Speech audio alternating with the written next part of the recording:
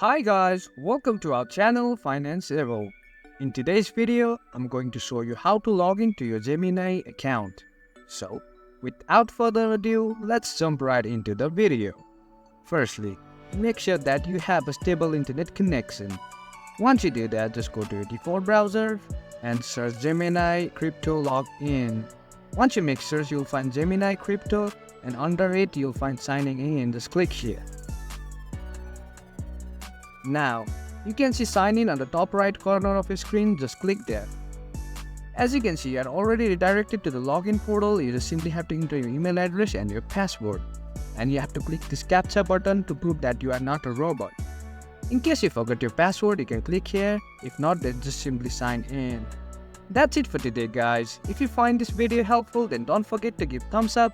Comments and feedbacks would be appreciated. Subscribe to our channel and don't forget to hit the bell icon so that I can come up with new videos like this.